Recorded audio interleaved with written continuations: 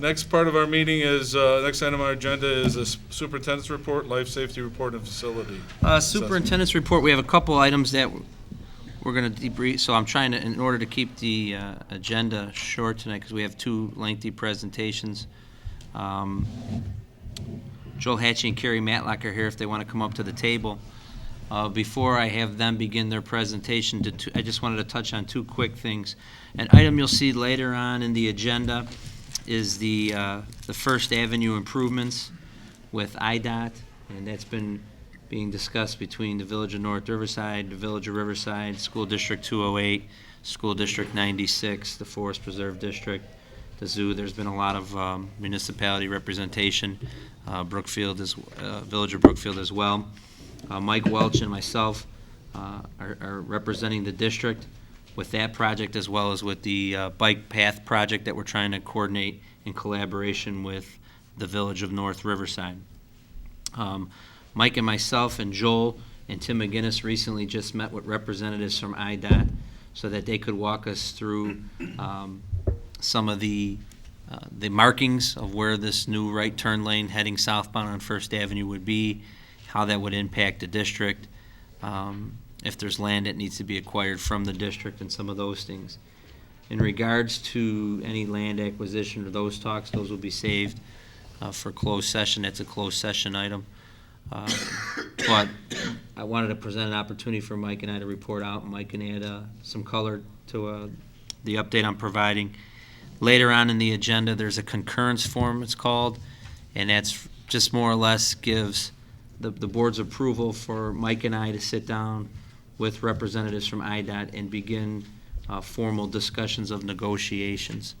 It does not commit the district in any way to this project or to a guaranteed price or giving up land or easement or anything of that nature. It's just a formal letter of concurrence that we will sit down and discuss the project with IDOT and negotiate some things. The other impact, besides for some district land possibly, is the possibility of having to move the sign. As previously promised in other meetings, the sign would be relocated. So we'll have to sit down and negotiate with IDOT on how that gets covered. If is it reimbursed, is it money up front, or is it a set dollar amount that they believe it would cost? So there's some things that we have to look at with that as well. Mike, that was the short story. And do you have? Are we going to get into a little bit more on the agenda item? We can. Yeah. While Joe was president, if there was anything we needed from Joel, we should that's why I just wanted to touch on it. No, I think we can talk a little bit more about it at the agenda item. But basically, before we go into closed session, on the agenda, we're asking the board to approve moving forward with this without a discussion of how the pricing is going to work. And if we get to that point and you really want to know how the pricing is going to work, we could do it afterwards. But like Kevin said, it's just a concurrence to move forward. There's going to be a negotiation for whatever land that they're looking to acquire. I believe it was provided to everybody prior to tonight through a communication.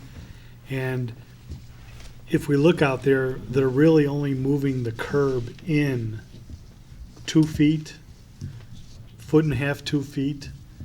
And so there really isn't going to be a whole new right turn lane where there's currently grass. It's marked out for about moving the curb about 2 feet. They did mention some kind of water runoff they're going to do with that. And then that the land that they are trying to acquire from us is no more than, I believe, 2 feet. Right. Is that about true? So the stakes are out there. If you get out there and want to know more what the stakes are, we can get you answers to what they mean. There'll be things that the Village of Riverside may be required to do. They're talking about removing the 2 lights and if any infrastructure such as electrical, fire hydrants, those type of things will have to be moved. But in order to go forward, they need the board to give its okay to move forward to what we have on the agenda tonight. And I think Dr. Skikas and I are confident that the approval is a mere formality to move forward, and it's just something that when we get to this point in the agenda, I believe it would be appropriate to vote on and move forward with.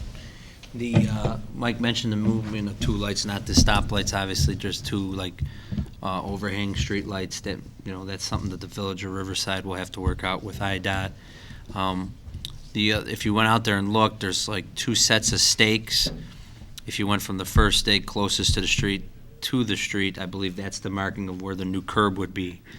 Then there's about 5 feet, and there's another stake, and that runs all the way down past our little cell tower pad, blacktop pad there, and then down maybe another 50 feet or so along the fence. This is a several hundred feet of sidewalk / bike path that will be put in by IDOT as part of the project. And this is beneficial with future discussions because it's always easier to go to other groups, especially forest preserve districts, and ask them to help us continue our bike path instead of start a new bike path or a new sidewalk. So that's why you might see two sets of markings out there. Joel, anything to add on, or does somebody have a question? We finished the discussion now, or No. are we going to talk about it again when it comes up? We could talk more about it in the agenda unless there's questions for Joel. I don't want to make Joel stay around till that point, so unless there's anything specific to... Well, I mean, I don't know if it's so much, they want to put a sidewalk and it's not there, they're not, are we going to donate the land for that, or is it part of the taking? I think we just too? we'll talk about that in close, because it's Okay. land acquisition. All right, and then the second thing is that if we have to move this sign, do we have to go back to the Village of Riverside for some kind of zoning variance to get the We sign? did discuss that together? with Bob Carrar prior to when we put the sign up, and he said that would be the, he understood he's from the Planning Commission for Village of Riverside, and he understood that, the potential for the turn lane to occur, and he didn't seem to have any problem with it.